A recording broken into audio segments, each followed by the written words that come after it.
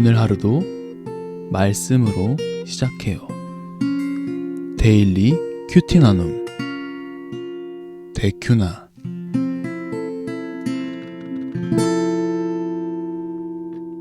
참 좋으신 하나님 아버지, 오늘도 주님의 말씀을 통하여서 당신의 뜻을 발견케 하시며 순종할 수 있도록 인도하여 주시옵소서. 예수 그리스도의 이름으로 간절히 기도드렸습니다. 아멘.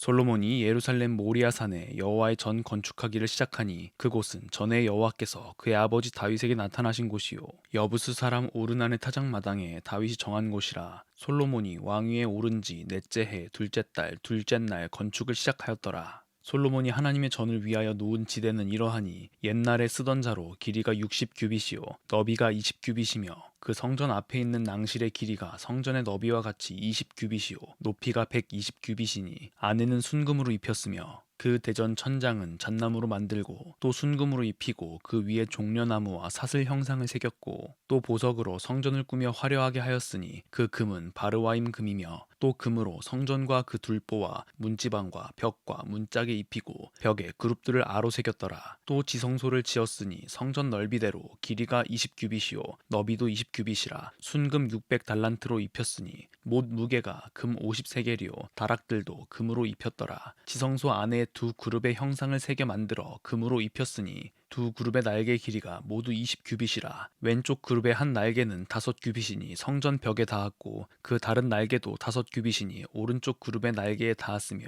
오른쪽 그룹의 한 날개도 5규빗이니 성전 벽에 닿았고 그 다른 날개도 5규빗이니 왼쪽 그룹의 날개에 닿았으며 이 두 그룹이 편 날개가 모두 20규빗이라. 그 얼굴을 내전으로 향하여 서 있으며 청색 자색 홍색 실과 고운 배로 휘장문을 짓고 그 위에 그룹의 형상을 수놓았더라. 성전 앞에 기둥 둘을 만들었으니 높이가 35규빗이요 각 기둥 꼭대기에 머리가 5규빗이라. 성소같이 사슬을 만들어 그 기둥 머리에 두르고 석류 100개를 만들어 사슬에 달았으며 그 두 기둥을 성전 앞에 세웠으니 왼쪽에 하나요 오른쪽에 하나라. 오른쪽 것은 야긴이라 부르고 왼쪽 것은 보아스라 불렀더라. 아멘.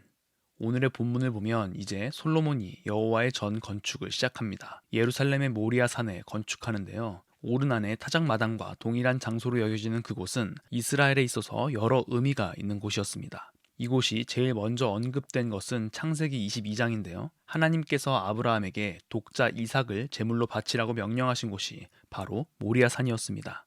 이곳은 믿음의 조상이라고 불리는 아브라함이 그의 믿음을 시험받은 곳이기도 하고 하나님께서 이삭 대신에 수량을 예비해 놓으신 곳이기도 합니다.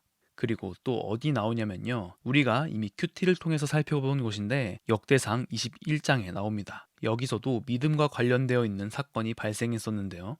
다윗이 전쟁을 승리로 이끌어주시는 하나님의 은혜를 잊어버리고 사람의 뜻과 방법대로 이스라엘 백성의 인구수를 세게 했던 것이 기억나시나요? 하나님께서는 이를 악하게 보시고 심판하시죠. 3년 기근으로 혼날래? 3달 도망자 신세로 혼날래? 아니면 3일 전염병으로 혼날래? 다윗이 무엇을 선택했었죠? 3일 전염병이었죠. 왜요? 다른 두 가지는 다른 나라나 다른 사람들의 도움을 통해서 극복할 수 있는 일이지만 전염병은 하나님의 손에 달려있는 것이기 때문에 그제서야 하나님의 손에 모든 것을 맡기잖아요. 그 결과 7만 명이라는 백성이 죽임을 당하죠.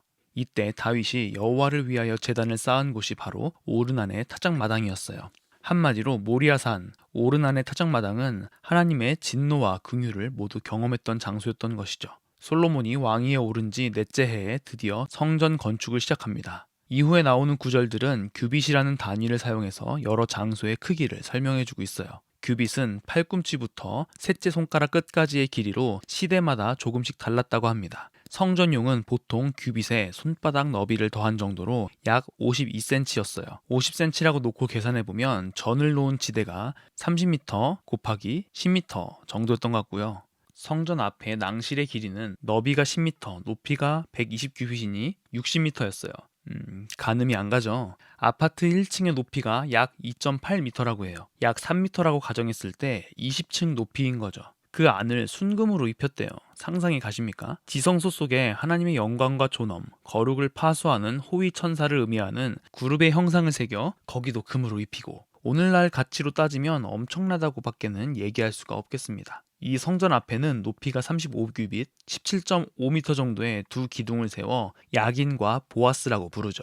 다른 곳에는 이름을 안 붙이는데 기둥에만 붙였어요. 무엇인가 의미가 있다는 것이겠죠. 야기는 그분이 일으키신다라는 뜻이고 보아스는 그 안에 능력이 있다라는 뜻이에요. 아마 이스라엘 백성들은 성전 입구에 세워져 있는 이 두 기둥의 의미를 기억하므로 하나님을 마음속에 새길 수 있었을 것입니다. 오늘의 큐티 생각해 보아요. 하나님의 진노와 긍휼을 모두 경험한 장소에 솔로몬은 성전을 건축합니다. 이처럼 우리의 삶도 하나님의 진노의 심판을 경험하기도 하고 하나님의 은혜가 가득한 긍휼을 경험하기도 합니다. 그 가운데 우리는 하나님만이 우리를 일으키시는 분이시며 우리의 능력이 되시는 분임을 깨달아야 할 것입니다. 오늘까지의 삶을 살아오면서 여러분들에게 하나님은 어떤 분이셨나요? 오늘 하루 감흥이 없는 똑같은 일상을 보내겠지만 우리 모두가 하나님의 성전이라는 사실을 기억하며 하나님의 능력 안에서 성장하고 세상의 빛과 소금의 역할을 감당하는 우리 모두가 되기를 소망합니다. 기도하겠습니다.